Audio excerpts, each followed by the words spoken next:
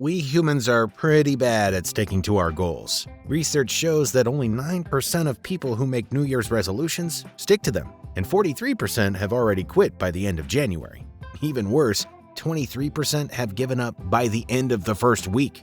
If you can relate, don't worry. The good news is that most people fail by making just a few basic mistakes that you can easily avoid if you understand what science can teach us about how to set yourself up for success. In this video, we'll look at some crucial mindsets and tactics for making sure you stay on track towards your goals and get you back on track if you've fallen off. Number 1, hold yourself accountable. What if we told you that research shows that there's a proven way to increase your chances of achieving your goals from 10% to 95%? A 2015 study found that when participants only came up with the idea for a goal they wanted to reach and did nothing else, they stood a 10% chance of achieving it. However, subjects who told another person about their goals had a 65% chance of succeeding, a significant increase. But fascinatingly, participants who told someone else and arranged accountability appointments to check in and talk about their progress had a massive 95% chance of being successful. Groups that are well known for helping people overcome addiction, like Alcoholics Anonymous, an organization for people struggling with alcohol addiction, know how powerful accountability can be and hold members to account by making them show up regularly to share their experiences with the same network of like-minded and supportive peers. So why is accountability so effective? Human beings are deeply social creatures. We really care about what others think of us, especially the people we're closest to. Sometimes dealing only with the consequences of relapsing or giving up on a goal and no one else knowing about our slip-up isn't enough to motivate us. But often, if we know that others will find out what we've done and we're worried they'll think less of us, we're more motivated to push through urges or the negative thoughts holding us back. Number 2, avoid the what the hell effect.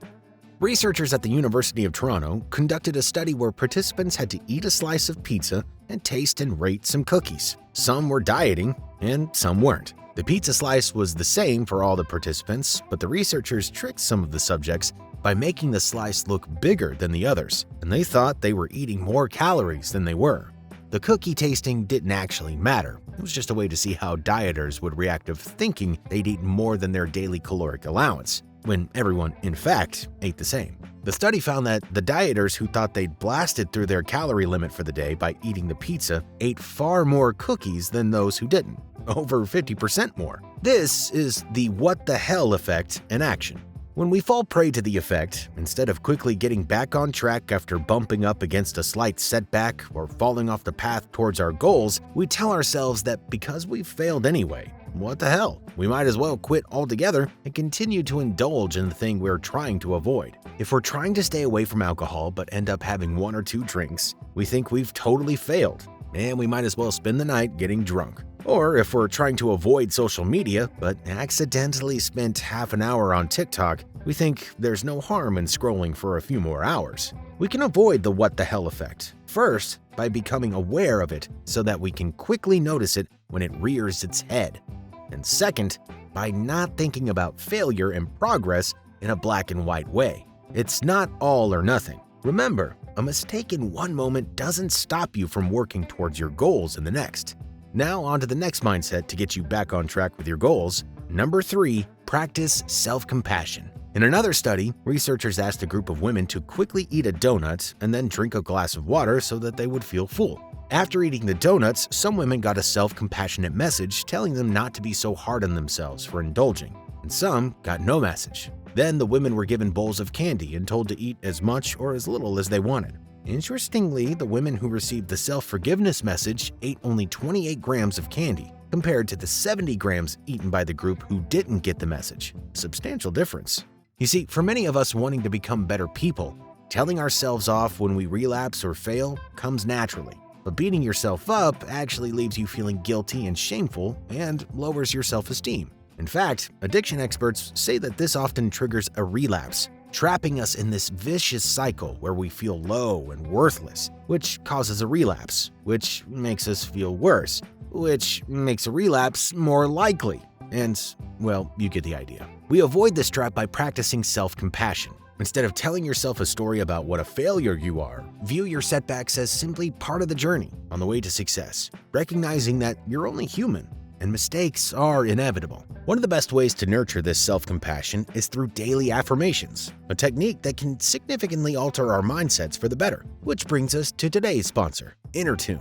InnerTune is an innovative tool designed to reprogram your mind and unleash your potential by using positive affirmations to influence your subconscious. InnerTune offers expertly crafted affirmations, voiced by professionals, that deeply resonate with you. What makes it even better is that you can record your own personal affirmations too. These are combined with binaural beats to enhance relaxation and deepen the mental impact. And here's a pro tip. Listen to your inner tunes while you sleep. Your subconscious is more receptive then, making it an ideal time for these affirmations to really sink in. Whether you're aiming to boost your career, maintain healthier habits, or manage anxiety, InnerTune has got you covered. It's not just about personal growth, it's about creating a ripple effect of positivity around you. So why not give it a try? Download InnerTune now and start transforming your life today. Now, onto our next tip, which is number 4, don't set overly ambitious goals.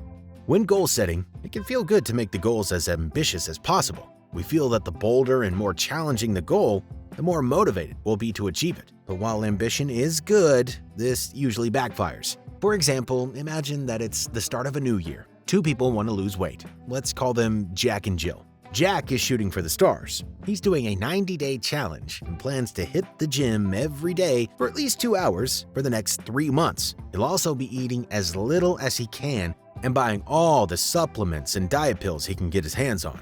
Jill's doing things differently. She's focused on building the habit of working out, making sure her routine is manageable and sustainable over the long term. She wants to drop just a bit of weight each week. For her, moving in the correct direction is more important than reaching the destination as quickly as possible. Who do you think will see success by the end of the year?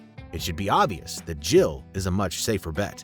Jack will start off strongly but quickly burn out, picking up injuries, getting frustrated, and wanting to give up. And research shows that almost everyone who follows crash diets puts the weight back on soon after the diet is over, and often more. The secret of many extreme dieting shows is that, soon enough, the contestants are usually back where they started. Jill will slowly build up the time she spends exercising, from 1 day to 2 to 3, eventually becoming a regular at the gym. The few pounds she loses each month won't make much of a difference at the beginning, but after a year of constant weight loss, she'll be a new person.